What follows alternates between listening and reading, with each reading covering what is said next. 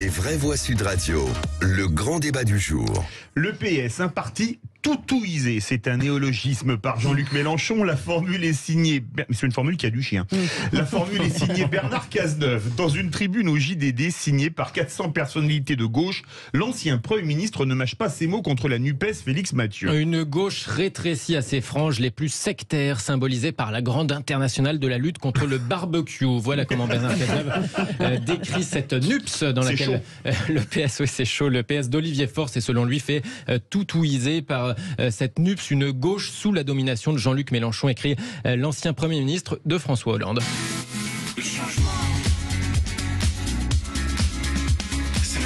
Une autre gauche est possible et il faut la rassembler, plaide Bernard Cazeneuve dans cette tribune paraphée par la présidente d'Occitanie Carole Delga, le maire du Mans Stéphane Le Foll, l'ancien Premier ministre, l'ancien premier secrétaire du PS Jean-Christophe Candelis, ou encore la maire de Vaux-en-Velin Hélène Geoffroy. Le texte rassemble en fait une bonne partie des socialistes ou des anciens socialistes opposés à l'accord de la NUPS et donc à la ligne d'Olivier Faure.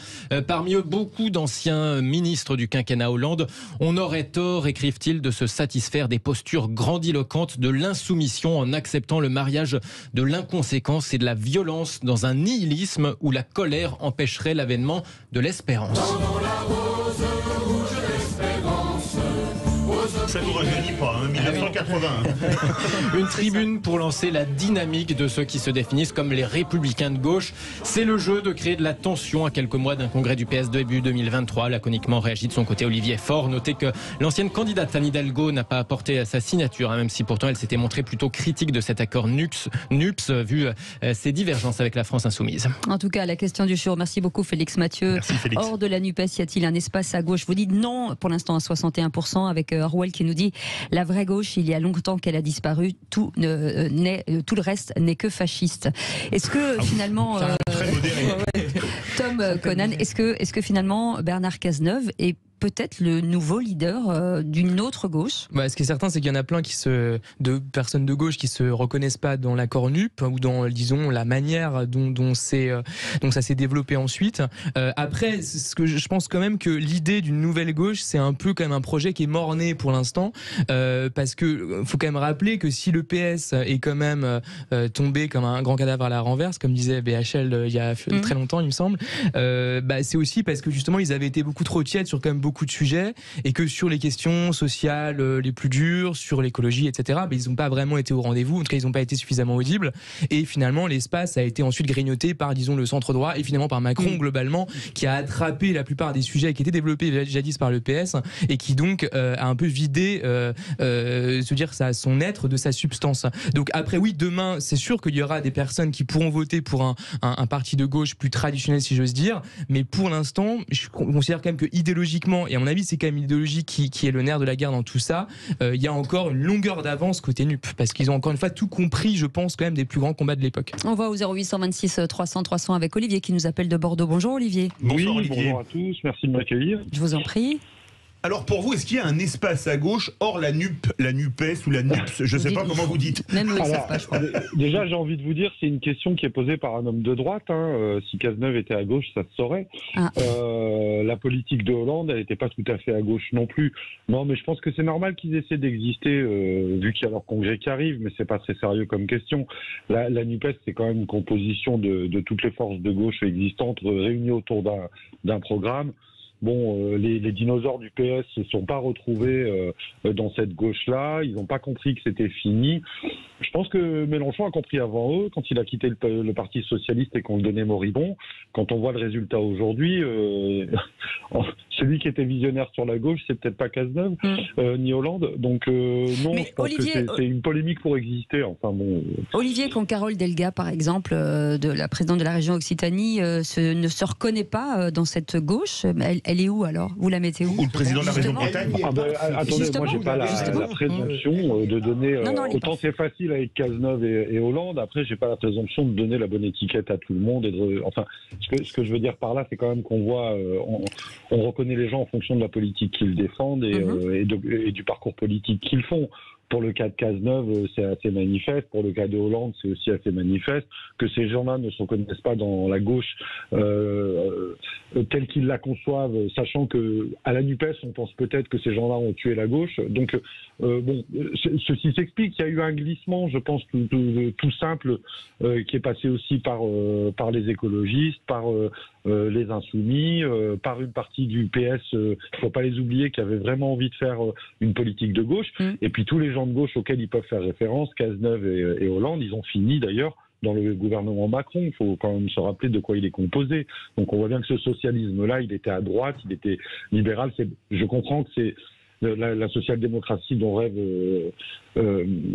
notre camarade Bilger. J'ai entendu. Mais qui n'est pas social-démocrate, dernière nouvelle. Non, j'ai entendu son commentaire et je comprends que lui, peut-être que c'est la gauche à laquelle il aspirait. Moi, je pense que c'est la gauche qui est en échec. Mais vous savez quoi, Olivier ? Restez avec nous, Olivier. On revient dans un instant, parce que là, on doit y aller. Vous aurez la réponse dans quelques instants de Philippe Bilger, de Corinne Tapiro et vos appels, 0826 300 300. Vous aussi, vous pouvez réagir sur cette question. Est-ce que finalement, Bernard Cazeneuve est le futur patron d'une autre gauche ? Vos appels 0826 300 300. C'est les VV jusqu'à 20h. À tout de suite.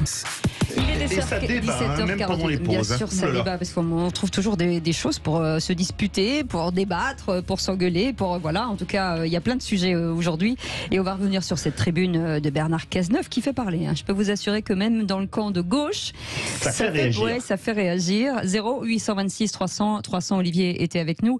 Et Olivier, vous êtes là ? Oui, je suis toujours là. On va revenir sur. Vous attendiez la réponse de Philippe Bilger. Oui, on va donner la parole à Corinne Tapiro avant Philippe Bilger, comme on l'a pas entendu. Absolument. Est-ce que le créneau social-démocrate, il n'est pas préempté par Renaissance, l'ex-La République En Marche, pour ceux qui ne savent pas que la REM a changé de nom, et il y en a beaucoup. Alors je ne sais pas si c'est tellement ça le sujet. Le problème, c'est que la gauche historique, qui était autrefois une gauche de combat, est devenue à certains moments une gauche de gouvernement, avec tous ces reniements.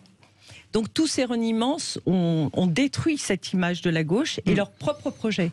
À tel point que quand Olivier Faure est arrivé à la tête de ce mouvement, il n'y avait pas de projet.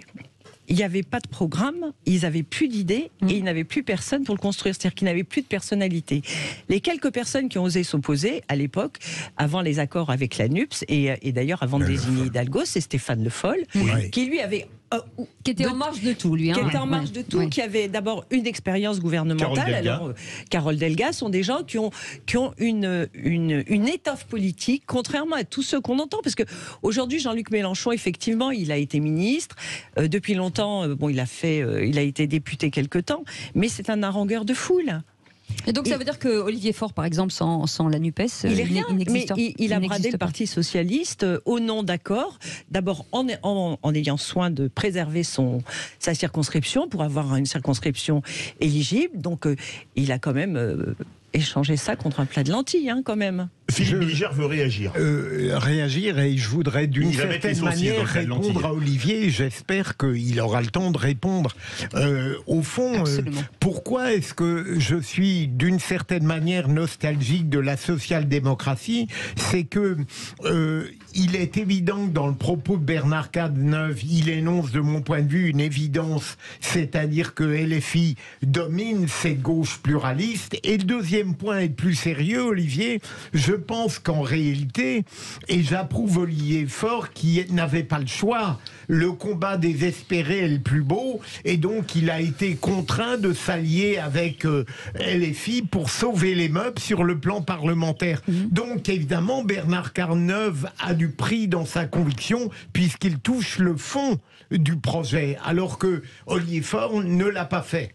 Olivier, juste une réponse d'Olivier peut-être. Pardon. Déjà, je suis assez d'accord avec la première partie de l'analyse de Madame et avec Corinne Tapiro. Merci de Corinne Tapiro. Sauf quand elle résume peut-être Jean-Luc Mélenchon en longueur de foule, parce que je pense qu'il est précisément l'artisan de la reconstruction de la gauche et de la réunion de cette gauche qui était dispersée, que tout le monde appelait de ses voeux à se réunir pour être cohérente aux élections. Ça, personne ne le nie qu'il a réuni la gauche. Non, mais moi je n'ai pas dit qu'il l'a réuni les partis de simplement. gauche, J'ai dit Oui, les partis de gauche, pardon. Oui. Allez-y Olivier, pardon, je vous ai coupé. Olivier. Quand il monte la France Insoumise, personne ne le prend au sérieux et il commence à être pris au sérieux avec la surprise des élections présidentielles. Mais en attendant, il y a un travail programmatique qui est fait, il y a une vraie construction de travail de gauche qui est fait. On ne peut pas le résumer à des harangueurs de fous ou des petites... je pense que l'un des problèmes à gauche aujourd'hui, c'est qu'il y a un peu une dimension un peu atelier en train de façonner un projet et des idées. D'où le fait que maintenant on a des acronymes avec ça en dit long effectivement sur le problème de fond qui existe. Après c'est pas simple parce qu'effectivement il s'agit de mêler disons du socialisme au sens historique, de mêler un peu de social-démocratie, de mêler de l'écologie. Donc en effet il n'y a pas forcément de termes communs pour réunir tout ça. Mais c'est quand même un vrai problème. Alors ça veut pas dire forcément que de son côté les Républicains, ce qui les unit c'est la dimension républicaine, parce que même Mélenchon a toujours utilisé ce terme de républicain, donc c'est pas du tout exclusif à la droite, mais pour autant c'est un vrai souci. Je pense qu'aujourd'hui et ça fait peut-être 10-20 ans que ça dure, est-ce que finalement l'axe primal on pourrait dire de la gauche c'est un libéralisme sociétal, ou est-ce que c'est un collectivisme au sens économique, etc. Et par exemple oubliez pas un élément aussi intéressant. Aux États-Unis, par exemple, ou même dans le monde anglo-saxon en général, on dit libéral, qui veut dire pas du tout la même chose que ce que ça veut dire en France. Ça veut dire en fait intervention de l'État, effectivement, et politique sociale. Donc voilà. Mais on a un vrai problème de mots, de théorie et d'idéologie. On ne sait pas dans quoi effectivement se reconnaître. Et la gauche, c'est devenu beaucoup trop vague pour faire union. Olivier, vous ne trouvez pas qu'il y a peut-être un problème d'incarnation aussi, parce que Jean-Luc Mélenchon, il incarne, et que peut-être que des gens comme Olivier Faure moins, et peut-être que Bernard Cazeneuve peut-être un peu plus aussi? Bon, je crois que Mélenchon, il est là parce qu'il est à l'origine du truc. Après, on a un problème avec la starisation des uns et des autres. Ça marche même avec les journalistes qui deviennent des stars et qui finissent par se présenter aux élections. Donc ce problème-là, c'est la société d'image dans laquelle on est. Oui, j'en doutais pas. D'un Z qui veut dire... D'un Z qui veut dire zéro. Et donc... Et pas que. Du coup. Et donc oui, non, enfin, on est dans une culture de l'image, de la petite phrase, du scoop, du buzz, donc c'est pour ça que j'essaie de revenir un petit peu aux fondamentaux et que sont les programmes. Encore une fois, on a eu un seul programme chiffré, réellement chiffré dans cette campagne. Ça n'a pas été le fond du débat. C'est bien dommage. C'est bien dommage qu'on soit pas sur les programmes et qu'on soit sur le danger de Le Pen, etc. Et enfin tout le sketch qu'on a pour faire voter les Français un peu comme on veut. Philippe Bilger, je parlais d'incarnation. Il nous faut forcément quelqu'un avec un peu de charisme pour emmener les foules, en fait. Est-ce qu'un Olivier Faure est pas moins lourd, poids lourd que Bernard Cazeneuve? Olivier Faure a moins de charisme et sans doute moins caractériel que Jean-Luc Mélenchon, mais il est très intéressant de voir que dans LFI, par rapport à d'autres partis plus traditionnels, c'est un parti qui demeure d'un fonctionnement très classique, très conventionnel. Jean-Luc Mélenchon est suivi de manière quasiment inconditionnelle par quelques personnalités qui elles-mêmes ont du talent. Mais c'est intéressant de voir ça, que alors qu'il projette de nouvelles aventures, qu'il prétend incarner le futur, dans le fonctionnement du parti, je le trouve encore très traditionnel. Mais d'ailleurs, il le reconnaît lui-même quand il a été critiqué, notamment par Clémentine Autain sur la gouvernance, et il a dit c'est normal, nous étions là au début, nous sommes quelques-uns, on restera comme ça. Donc il a quand même cette culte du noyau dur qui fonctionne un peu comme les structures étudiantes, l'UNEF, avec un petit noyau, et puis les autres fournissent la matière à discussion, et voilà. Là aussi, ils sont quand même très bons globalement, et là je parle pas de NUP spécialement, mais de ceux qui se réclament, disons, de ce sillage-là idéologique, de ces courants-là. C'est sur les réseaux, sur l'ensemble des moyens de viralité, parce qu'en fait, pendant longtemps, on a cru en fait que la droite, et notamment la droite un peu extrême, était un peu devenue, vous savez, le nouveau, pas créateur entre guillemets, mais nouveau facteur, on pourrait dire, de positionnement idéologique. Et c'était à partir de la droite, de l'extrême droite, que les autres se positionnaient. Et voilà, on a parlé de droitisation, je pense quand même avec raison, de débats publics et de personnalités, etc. Et je pense qu'aujourd'hui, avec NUP, ils ont un petit peu remis la balle au centre. Et aujourd'hui, ils existent véritablement. Vous regardez, ne serait-ce que Twitter aujourd'hui, dans le monde d'aujourd'hui, ils ont vraiment un rôle majeur pour impulser les nouvelles directions, les nouvelles tendances, etc. etc. Il y a un auditeur qui nous dit qu'on est très sérieux aujourd'hui. Je sais pas ce qui se passe. Vous emballez pas, ça va pas rester, ça va pas durer. Restez avec nous. On va se détendre. Vous pouvez continuer de commenter cette question. Hors de la NUPES, y a-t-il un espace à gauche? Pour l'instant, vous dites non à 62%. Vous n'avez pas changé. On reviendra sur un mot qui correspond un petit peu à ce qu'on vient de dire avec le mot du jour. Un tout petit peu. Je vous le fais en anglais. Left. Ouais. En espagnol, izquierda. Si. La gauche. La gauche. J'allais vous le dire. Voilà. On est worldwide. Vous avez vu, nous on parle toutes les langues.